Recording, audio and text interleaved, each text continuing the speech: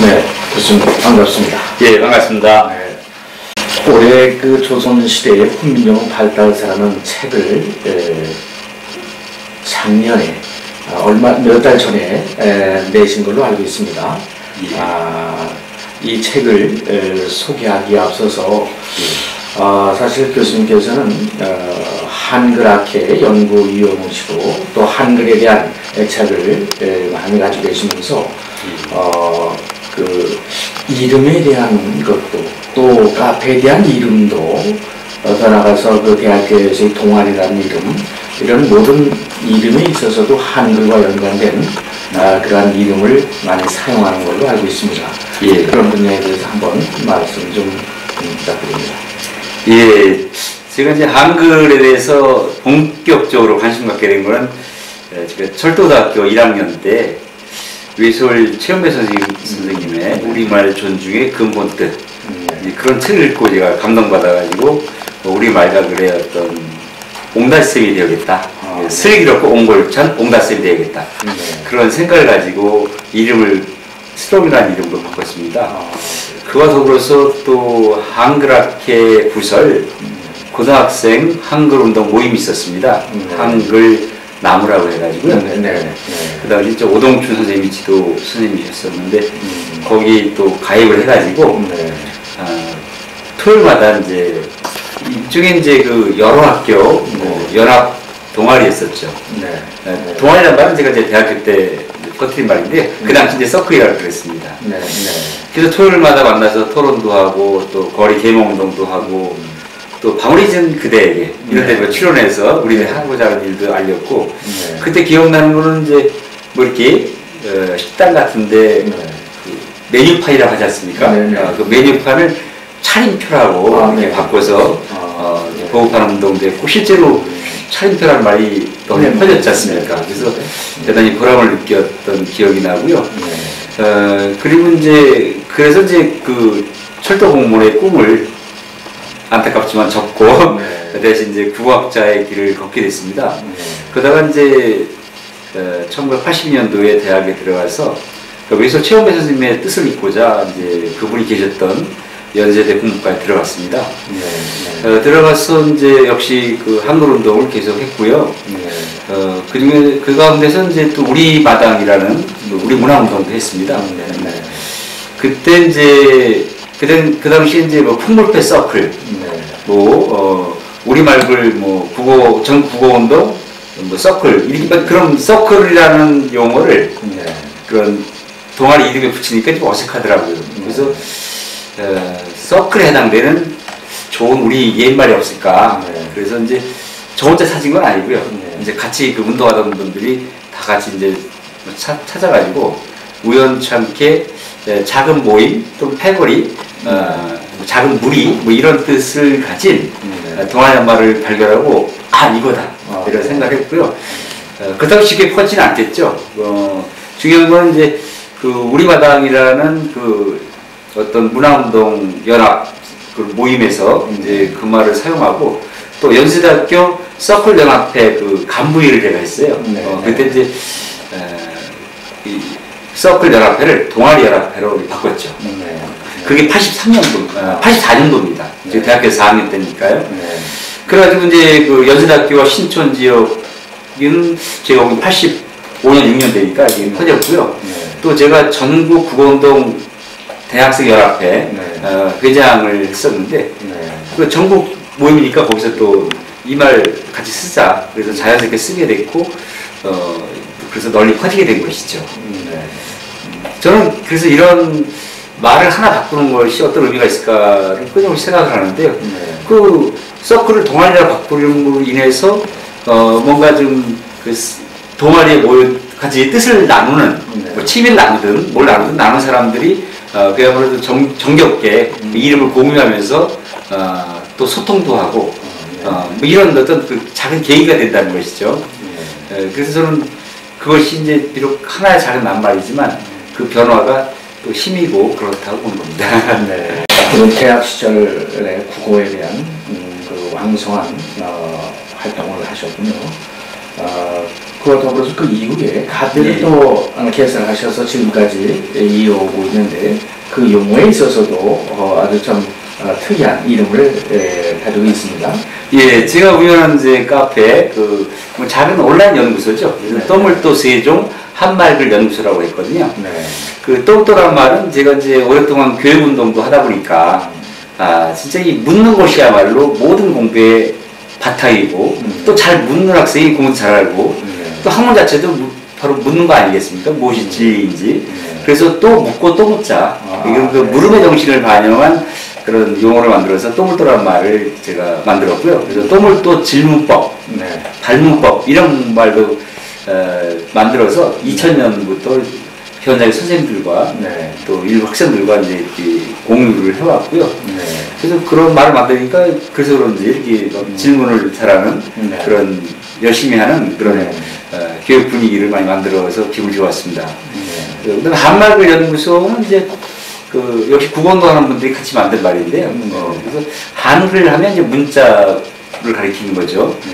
순 우리말 그러면 이제 입말을 가리키는 것이고, 그래서 이 말과 입말과 글말을 같이 아우르는 용어가 좀 없을까. 물론 이제 한국어 하면은 입말과 글말 같이 아우러서 가리키는 것이거든요. 근데 한국어에 해당되는 좀 좋은 말이 없을까를 생각해 봤을 때 한글과 한말, 그래서 한말글 이런 용어를 만들게 되었습니다. 저도 그 중학교에서 고등학교 넘어가는 그 과정에 제가 그 대흥동이라는 데서 마포구 대흥동이라는 데서 한동안 살았습니다. 그럴 때 거기에 최영배 선생님의 그 댁이 거기에 계셨거든요. 그때 돌아가신 이후가 되는데, 그렇죠. 그래서 저도 한번 그 집에 들어가서 유심히 살핀 적이 있습니다. 그래서 이렇게 소박하시고 좀 그때는 뭐 이렇게 좀 비어 있는 그런 모습이라 좀 아쉬움을 그때 가졌던 기억이 납니다. 예.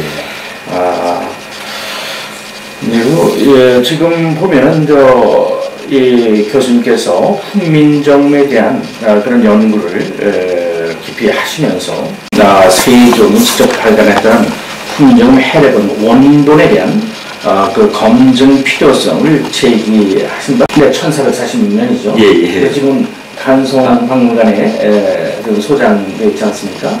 예, 그렇죠. 네. 1446년에 반포한 네. 그 훈민정 반포할 때 이제 간행한 그 훈민정 책이 이제 1940년에 발견돼서 지금 간성미술관에 보관되어 있습니다. 네. 거기에 대해서 그 원본 검증에 대한 필요성 문제를 제기하셨는데 그 부분은 어떤 면에서 그렇게 말씀을 제기하시는 겁니까?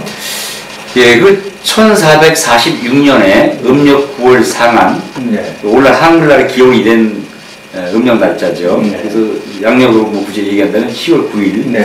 그때 세종대왕께서 1443년 12월에 창제한 28자를 심층 연구해서 8명의 신하와 함께 이제 그 해설서를 간행을 했죠. 근데 그때 몇 권을 간행했는지는 기록에 나와 있지 않습니다. 근데 다만 그 당시에 그 세종대왕께서 용교청가라는 책은 뭐 500권 가까이 출판을 하거든요. 그래서 그 정도 발간하지 않았을까. 뭐 아무리 못해도 뭐 100권 이상은 만들어서 간행했을 텐데 그게 뭐 어찌됐든지 이제 보존이 잘 안 된 것이죠.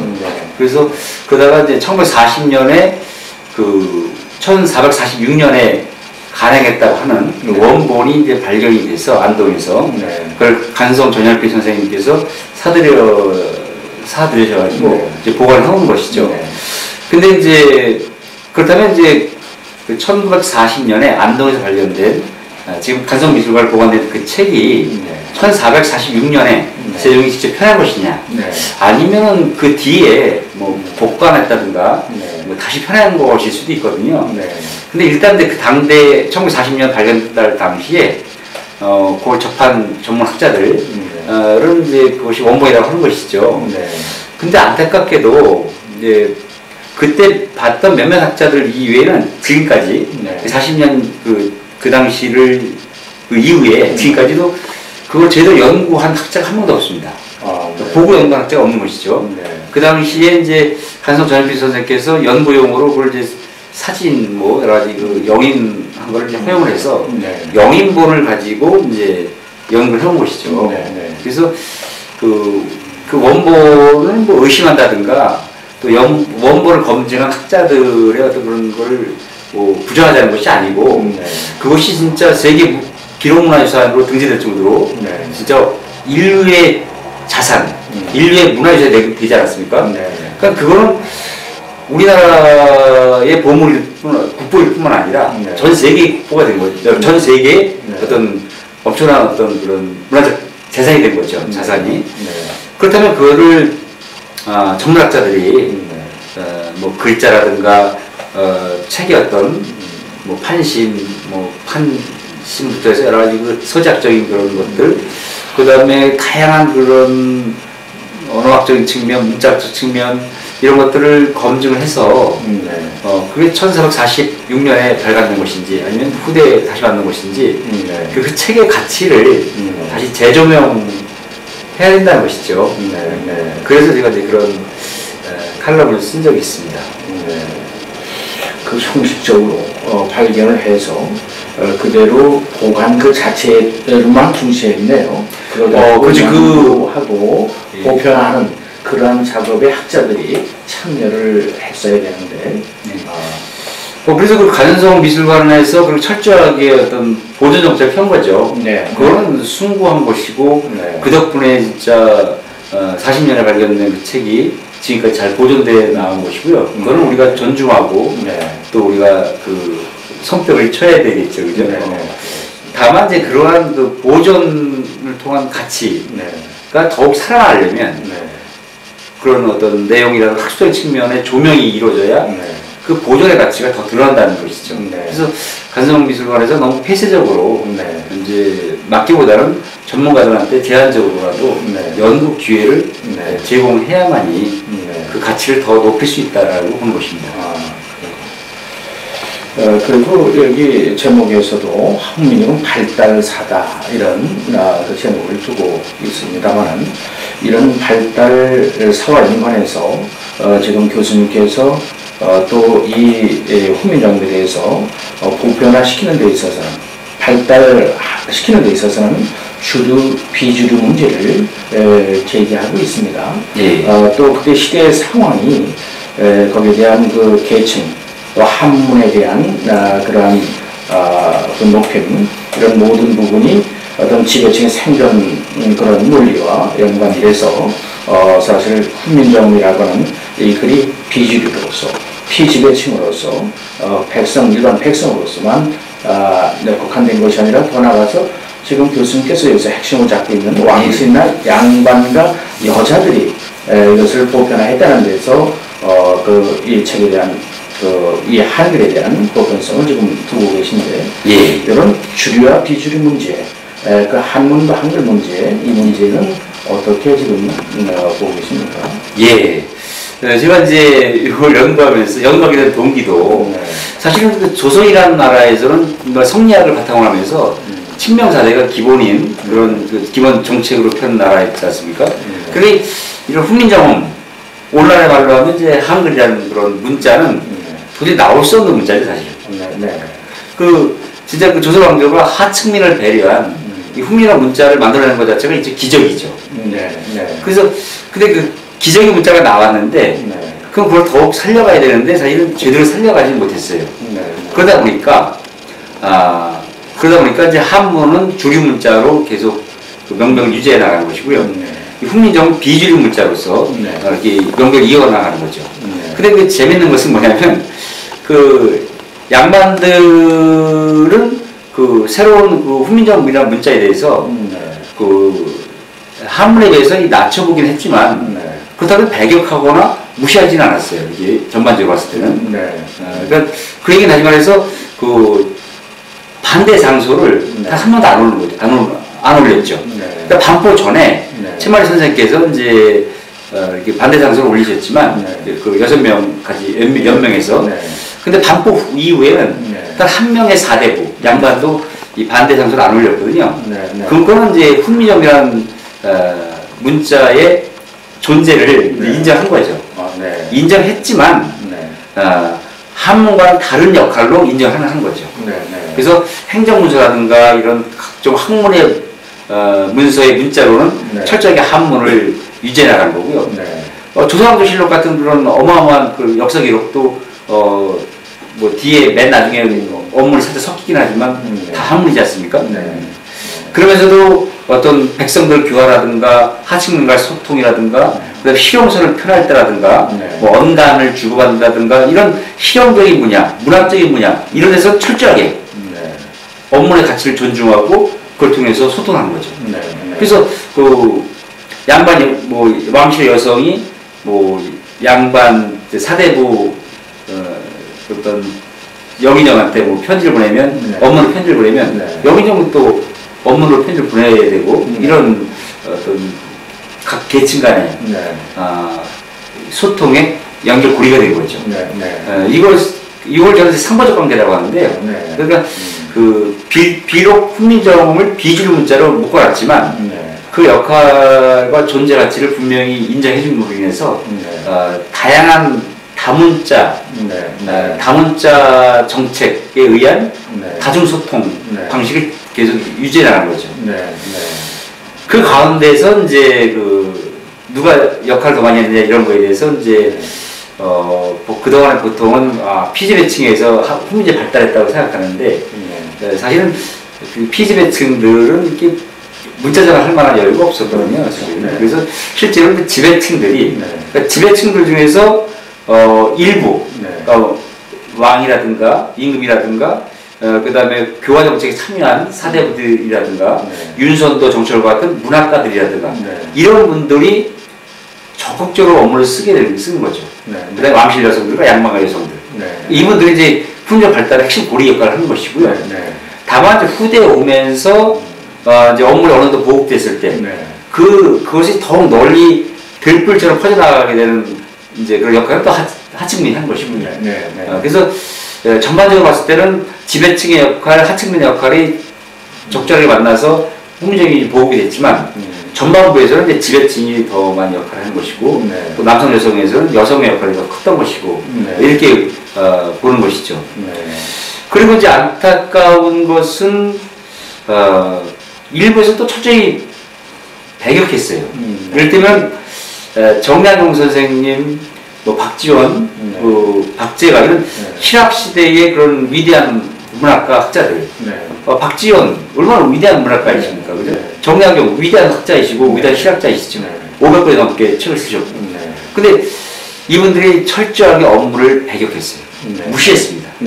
그래서 이게 이제 또 조선의 한계인 것이죠. 그 조선 사대부들의 한계인 것이죠. 그래서 제가 이분들을 이제 비판하는 것은 이분들의 업적이라든가 그런 가치를 평하려고 하는 게 아니라 너무 위대하니까 그래서 안타깝다는 거죠. 위대했다고 한다면 박지원 선생이 위대하셨다고 한다면 그분보다 먼저 70여 년 앞서서 그 선배 문학가가 이미 전문 보이셨잖아요. 김만주 같은 분이 업문으로 문학을 쓰셨고 또 평론을 통해서 이 문학이라는 건 진짜 그 모고라는 것은 이 업문이라는 우리 한글을 통해서 표출했을 때 진정 표출된 것이다라고 얘기했거든요. 70년 앞서서 선배 문학가가 했던 그런 귀중한 조언들 그로 인해서 진짜 우리의 어떤 이 토박이의 삶을 담아했던 그런 아름다운 그 모국어를 존중하는 문학이 이어져 내려왔는데 이어져 내려오지 않았다면 그럴 수 있어요. 이어져 내려왔는데 그걸 무시하고 그 100% 한문을 쓰거든요. 열알기 감동적입니다. 저도 몇 번 읽었지만 번역서를 통해서 읽었거든요. 한문을 통해서 읽을 수도 있어요. 근데 한문을 통해서는 그 감동이 안 와요. 번역을 통해서 했거든요. 그래서 그 박지원이 수많은 소설을 썼지만 그 중에 어느 하나라도 업문을 썼다라고 한다면 더 같이 그분의 문화를 더 빛나지 않았을까 보는 거죠. 정약용도 500권 넘게 쓰였지만 다 100% 한문이에요. 그래서 아니 정약용 같은 그런 위대한 실학자가 왜 세종의 르네상스에서 지향하고자 했던 지식의 나눔, 지식을 통한 소통, 지식을 통한 교화 이런 걸 왜 무시했냐는 것이죠. 그래서 정약용 선생 같은 분이 진짜 업문으로 책을 썼다고 하면 500권이 아니라 1000권 이상 썼을 겁니다. 책을 많이 썼다고 해서 중요한 건 아니지만 그 정량 선생이 쓴 500권 다 한문인데 네. 누구하고 소통하고 쓴 것입니까? 네. 그 당시 일부 4대부들하고의 소통밖에 더 되는 것인가요? 네. 거기 아무리 위대한 내용이 담겨 있어도 결국은 야마한테 한 20년 공부해야 뭐 진짜 그 어려운 한문을 자유자재로 쓰고 그랬지 않습니까? 네. 그게 안타깝다는 거죠. 네. 그 500권을 소통을 해야 돼. 500권을 가지고 누가 읽게끔 해야 되고 소통해야 되고 배워야 되고 응용해야 되고 그래서 실학을 더 강하게 퍼뜨리고 나누고 부원해야 되는 거 아닙니까? 네. 근데 그런 의도 쓴 것 같아요. 네. 근데 왜 업무를 무시해서 쓰느냐 그 얘기죠. 네. 그게 저는 안타까운 거고요. 박재가 같은 분은 뭐 아예 그냥 중국의 한자를 공용 문자를 쓰다. 네. 뭐 이런 얘기까지 하고 그래서 그게 실학자 아닌 분들이 그런 얘기 했다면 제가 그냥 그런 겁다 했을 텐데 그 실학을 중요한 그 실용성 이런 걸 중요하게 여기는 분들이 그런 얘기를 그렇게 했으니까 그게 안타깝다는 거죠. 그런데 그런 보편화하는 데 있어서는 좀 아쉬움도 있지만 그 사람들 자체가 되게 중국의 어떤 학문적인 체계 또는 사상가 쪽 이런 쪽에서 기울다 보면 그런 부분을 좀 간과하지 않았나 이렇게 또 생각을 했습니다.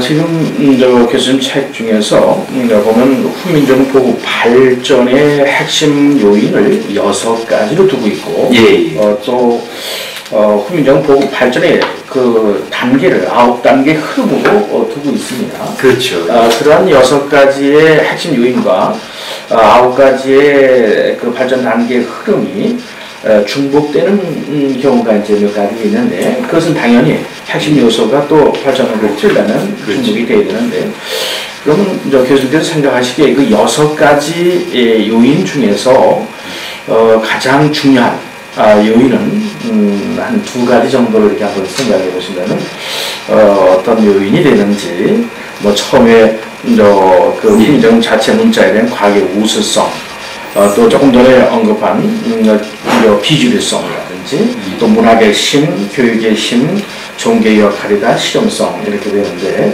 그 6가지 중에서 한 2가지 정도로 좀 더 가장 강조되는 부분이 있다면 어떤 그거는 이제 저는 이제 2가지 측면에서 좀 압축해서 설명하고 싶습니다. 뭐냐면 그 훈민정음 문자를 만들었지만 그거를 학교에서 또 무슨 교육서를 통해서 이렇게 조직적으로 교육을 안 했거든요.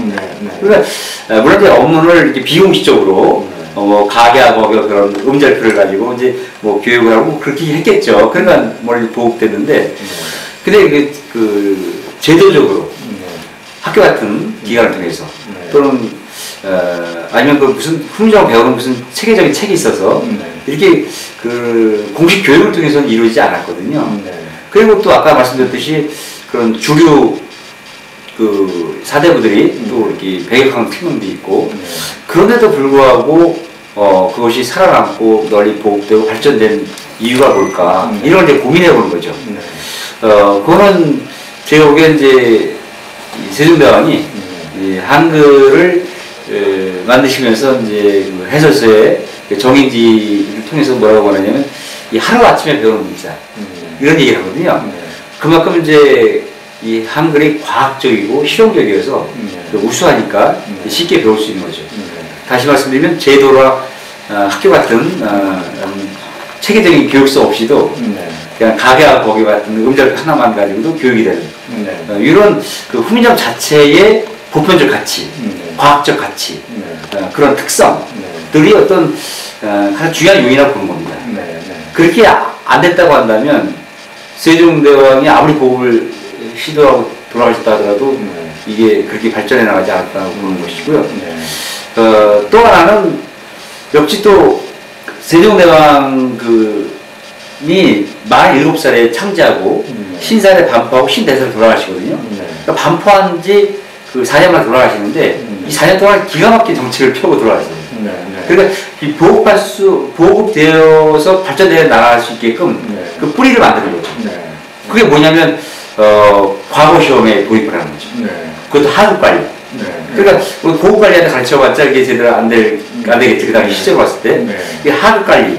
근데 이걸 가르치게 되면 그 하층민과의 소통, 또 상층민과의 어떤 연결고리 측면에 봤을 때 이제 보급이 잘 되는 것이죠. 네. 그런 과거 제도라든가 실제 어떤 공무원에 쓴다든가 이런 핵심적인 어떤 언어 정책을 네. 통해서 이 보급의 기반을 마련했다. 네. 이게 이제 저는 그 중요한 어떤 보급의 두 번째 요인이라고 보는 것이고요. 네. 근데 그런 두 가지 요인이 그 지속적으로 이제 또 이어진다는 게 또 중요한 거죠. 그래서 한글의 어떤 과학성, 우수성 이런 실용적 가치들은 뭐 문학이라든가 또 언가 같은 편지라든가 뭐 실용서 같은 걸 통해서 이게 계속 이게 책을 통해서 언어된 책을 통해서 이렇게 계속 이어져 나가고요. 그래서 세종대왕이 언어 정책을 통해서 마련한 기반들 이 과거 시험에 도입하니까 좀 더 빨리 보급되듯이 그런 어떤 세조가 네. 세조 같은 경우는 이제 강경도감을 통해서 불경을 언어에서 많이 팔지 않습니까? 그 당시 유교가 어떤 유교 성리학이 나라의 어떤 그 기본 어떤 이념이라든가 정신이었지 않습니까? 근데 일반 백성들한테는 아무래도 그 불교가 더 가까운 거죠. 그리고 또 불경이 이런 유교 경전보다는 불경이 더 이렇게 아직 우리 입말 말로 많이 번역을 해서 막 이렇게 어떤 스님들에 의해서 막 이렇게 설법으로 이렇게 이어져 내려오고 그렇거든요. 그런 전통에 따라서 이제 불경을 언해하면 더 빨리 퍼질 것이다.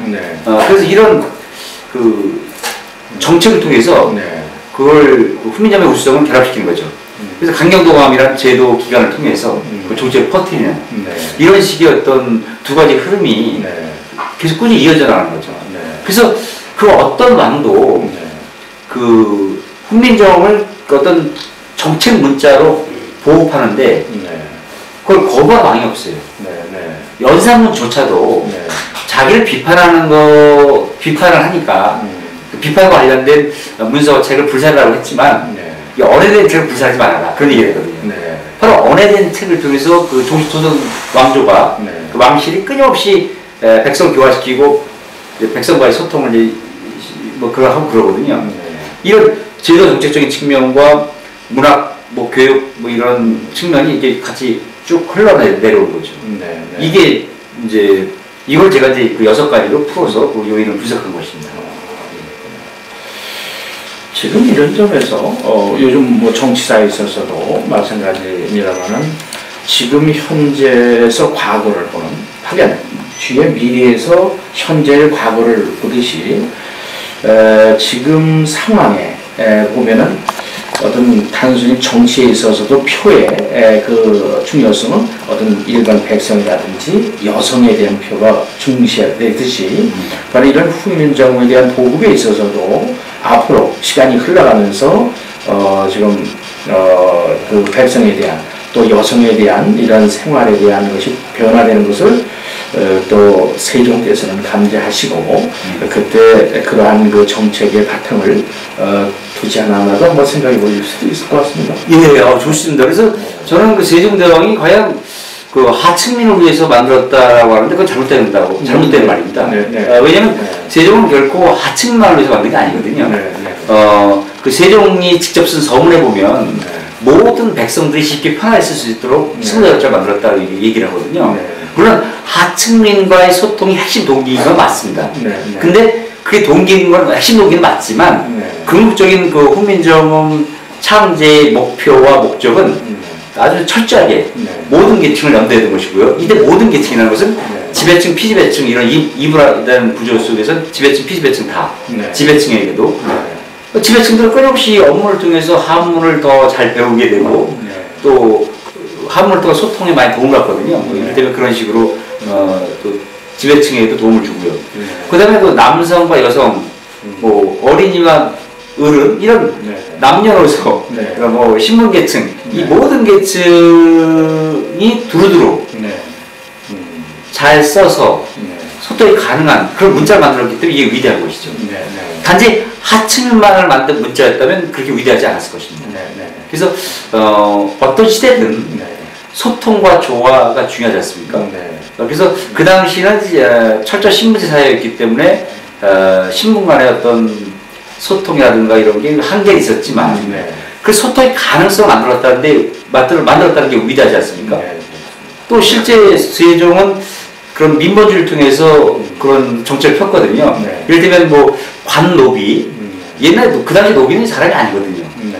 그 여성 노비들이 아기를 낳으면 일주일간 그 이제 집에서 쉬고 일해를 나가야 됩니다. 일주일 만에. 네. 근데 세종이 거기다가 100일 나중에 30일까지 더해가지고 무려 137일까지 휴가를 주고 남편한테는 30일 더 주고 네.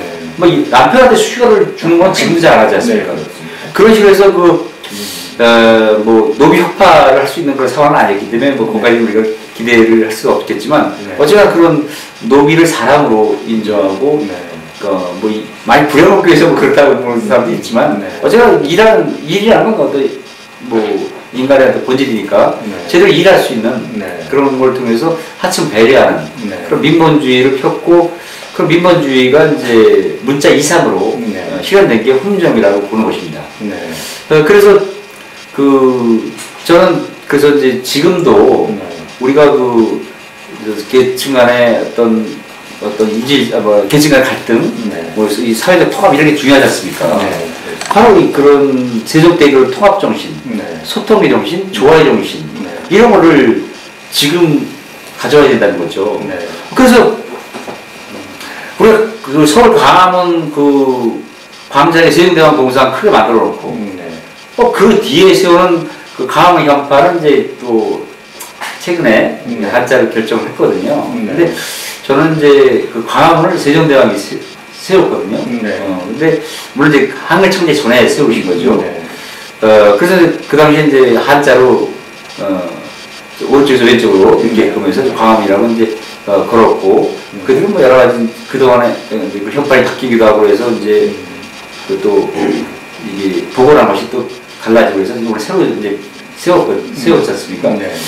뭐 계속 옛날부터 내려왔다라고 한다면 굳이 그걸 안 바꿀 수도 있는데 이미 새로 거는 거라면 그 현판이라는 건 시대 정신을 담는 게 중요하거든요. 옛날 현판도 그 시대를 담기 위해서 이렇게 바뀌고 뭐 그러거든요.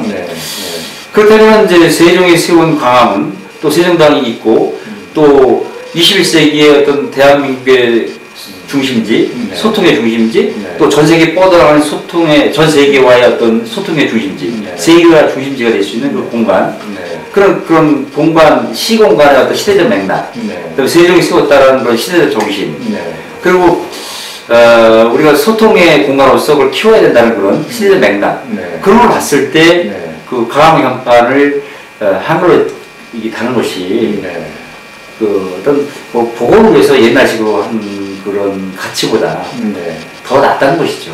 그래서 한자를 통해서 복원하겠다는 그런 정신, 어떤 의도, 진정성을 무시하는 건 아니고요. 그것도 그런 나름대로 가치가 있습니다. 뭐 옛날은 한자였으니까요. 근데 지금 공간의 현판은 또 나름대로 그 의미를 부여하는 게 중요한데 그런 세종의 정신을 살리는 걸로 가야 되는 것이 중요한 것인데 그걸 좀 거슬리지 않았나 생각이 듭니다. 그 부분은 뭐 아직까지도 어떤 일부 기관에서 그렇게 결정하는 것이지 다 보편화돼가지고 그렇게 완전히 한자로 이렇게 거는 것까지는 아직 결정됐습니다. 결정됐습니다. 네, 완전히 30분의 문화재위원들이 투표를 통해서 뭐 이게 비공식적으로 들리는 말에 의하면 29분이 찬성했다고 합니다. 그래서 그 뭐 문화재청도 못 바꾼다고 합니다. 이미 결정이 됐습니다. 그렇다면 이게 뭐 한자가 좀 광화문이라는 한자가 좀 쉽죠. 글자 자체가 쉬워서 그런가요? 참 아쉬운 면도 있고 또 좀 이렇게 앞뒤가 맞지 않는 부분도 있습니다. 옛날처럼 그 한자를 오른쪽에서 왼쪽으로 있게끔 광화문 이렇게 걸다 보니까 지금 애들은 그걸 이제 문화광 이렇게 되죠. 뭐 교육을 통해서 이렇게 얘기를 할 수 있겠지만 여러 가지로 이제 지금 시대는 맞다고는 안 맞다고 봅니다. 아니면 뭐 거기는 이제 한글을 걸고요. 그 뒤에 또 다른 거기는 옛날식으로 이렇게 걸고 뭐 그러기 위해서 이연화시킬 수도 있는데 너무 성급한 결정을 내지 않았나 생각이 듭니다. 그러면 지금 조금 전에 제가 또 이 세종에 대한 말씀도 계속해서 하셨는데 저희가 그 한글 창제한 세종대왕께서 이런 한글 언어 문제만이 아니라도 조금 전에 계속 여러 분야에 대해서 말씀하셨듯이 과학이든 음악이든 뭐 예. 이런 사상이든 모든 분야에 대해서 아주 그 뛰어난 선각자의 그런 모습을 보이시고 또 그 결과를 우리가 지금 닮아가고 있습니다. 예. 그런 점에서 세종대왕에 대한 인간됨이라든지 이게 언어학적 말고도 어떤 사상이라든지 이런 분야에 대해서 전반적인 분야에 대해서 한번 한 말씀 해주시고요. 예, 세종대왕은 훈민정음이라는 그 문자를 사실 그 거의 중환자 시절에 그 인생 말 통치 후반기에 그 창제 반포하셨거든요. 그만큼 이 온갖 어떤 정책을 펴고 이루고 업적을 남겼고 그 업적에 의해서 역사를 정비한다는 거는 그만큼 어떤 과거의 지혜를 제대로 이어받겠다. 또 잘못된 것을 반성하겠다. 이런 것이거든요. 그래서 저는 지금의 대통령들이 이제 저 정권이 바뀌었는데, 그죠? 바뀌면 그런 과거의 역사에 대한 성찰 이런 게 앞서야 된다고 보는 것이죠. 그리고 나서 당무사당을 정비합니다. 그 당무사당을 정비한다는 얘기는 그 당시에 조선이 비록 중화지위에서 소중화, 중국의 일부 국가로서의 위치를 그런 정치적 위치를 지향을 했지만, 그래도 조선이라는 나라는 진짜 당군이라는 뿌리 깊은 정통성을 갖고 있는 나라, 중국과는 또 말이 다르고 문화가 다른 나라, 그런 독창성, 자주성이 있는 거 아니겠습니까? 그래서 당무사당을 정비함으로 인해서 그런 자주성의 어떤 정치 철학을 확보하게 되는 것이죠. 그리고 나서 이제 또 뭘 하시냐면 백성들하고 아프지 말아라. 그래서 현악 집성반 같은 어떤 책을 만들어서 그 일반 백성들이 병원에 지금처럼 병원에 뭐 가고 약을 사다가 먹고 그런 처지가 아니었으니까 그 우리나라들과 산에 나오는 약초를 통해서 그 쉽게 고칠 수 있는 이런 책을 펴내거든요. 아프지 말아라. 이게 민머지 기본 아니겠습니까? 그래서 또 아기 낳을 때 얼마나 많이 죽었습니까? 또 그 아기 낳는 그 임산부들을 위해서 뭐 태산여록 같은 또 책도 펴내고요. 나중에 이제 의학유치라고 이제 그 의학을 집대성하기도 하고. 그래서 백성들의 생명 존중에 대해서 아주 지대한 그런 정책을 펴는 것이죠. 그러고 나서는 굶지 말아라. 그래가지고 이제 농사식설과 같은 농사식설이란 우리식 농업소가 나오기 전까지는 중국의 농사책을 수입하다 그걸 보고 했거든요. 근데 중국과 우리는 뭐 땅이 다르고 기후가 다른데 뭐 공통점이 있겠지만 제대로 농사 짓는데 참고가 되기가 어려웠겠죠. 근데 진짜 우리 사대부들이 이제 농부들 같이 농사 지으면서 현장에서 그냥 관찰하고 조사해서 농사식서이라는 책을 쓰거든요.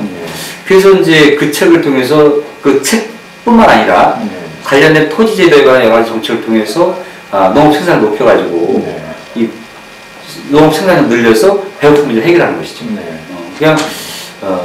그래서 지금도 이천 쪽에 가면 이밥이라고 남아있어요. 쌀밥을 이밥이라고 하거든요. 그게 이제 이시조선에 와서 이제 쌀밥을 배불리 먹게 됐다. 그게 이제 세종대왕 때 와서 이제 그렇게 쌀밥을 배불리 먹게 됐다. 그래서 그 쌀밥을 이밥이라 하지 않느냐 뭐 이런 설이 있습니다.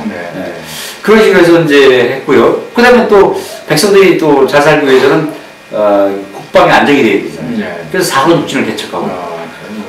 그 다음에 이제 이렇게 이제 어떤 먹고 사는 문제가 이제 안정이 됐을 때, 뭘 하냐면 음악을 통해서 이제 그 문화를 준비하는 거죠.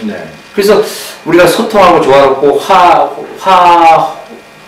그 어떤 조화로운 삶을 살기 위해서는, 화해가 되는 그런 삶을 살기 위해서는 역시 그 문화가 안정이 되어야 되거든요.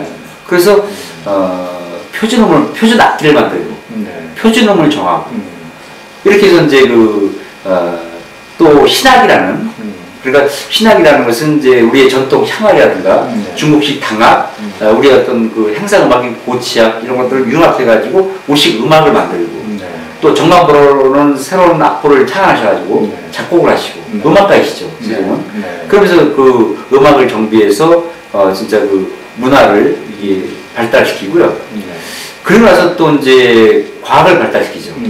또 과학이 발달돼야 우리가 일상생활이 편리해지고 또 농사를 또 더 많이 지을 수도 있고 여러 가지 그 쓸모가 있지 않습니까? 그래서 그 천문의 표준을 정하고 시간의 표준을 정하는 건 사실은 중국 황제만이 가능했던 것인데 그걸 이제 우리가 우리식 하늘, 우리식 표준을 만들어가는 거죠. 그래서 우리식 달력, 칠성선 4편, 우리식 달력을 설명한 그 책을 펴내고 또 안굴과 같은 1434년에 나오는데요. 이 안굴구는 진짜 전 세계에서 가장 체계적이고 다목적용인 아주 정확한 해시계죠. 절기도 할 수 있고 방위도 할 수 있고 시간을 할 수 있습니다. 그리고 백성과 소통을 위해서 그 당시 한글 창제 전이니까 어린이까지 또 문자고 백성들을 위해서 그 시각 표시를 동물 표시해요. 그래서 50이면 낮 12시 쯤이 있지 않습니까? 오늘날의 시각으로 하면 그건 말글이. 그래가지고 지금의 그 탁봉원 그 종로 그다음에 그 교문구에 있는 그쪽 두 군데다가 설치해가지고 이게 2단 계단 올라가서 볼 수 있게끔 그래서 한 5살만 돼도 볼 수 있어요. 그러니까 어린이와 하층을 배려한 최초의 해시계가 된 거죠.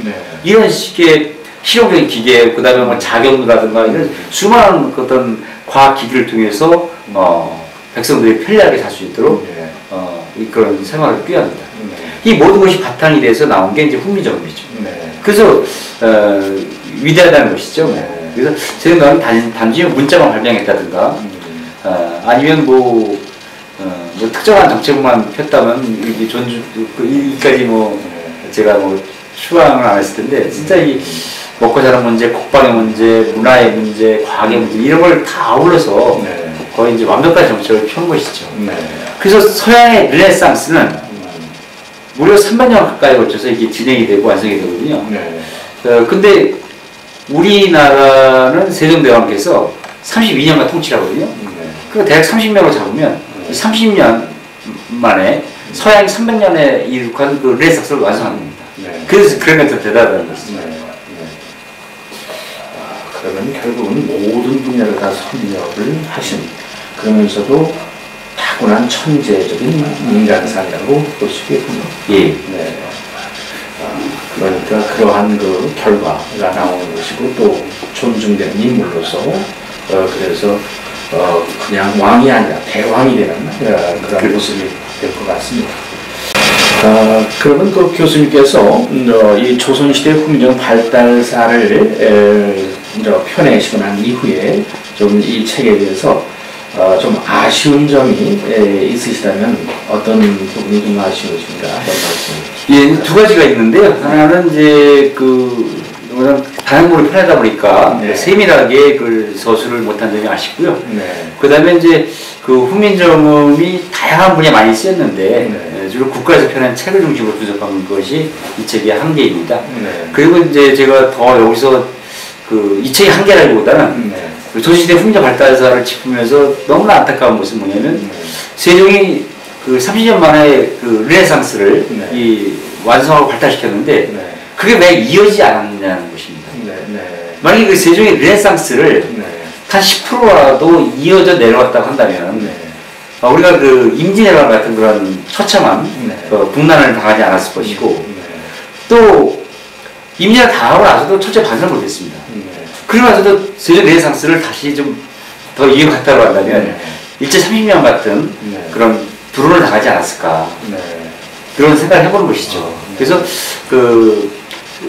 비록 서양의 르네상스는 300년에 걸쳐서 이루어졌지만 그것이 철저히 근대로 이어져가지고 산업 발달로 이어지고 그러지 않습니까? 근데 우리의 르네상스는 뭐 그래도 조금씩 이어져 내려왔지만 서양처럼 이게 본격적으로 이어져 내려오지 않았다는 게 한계이죠.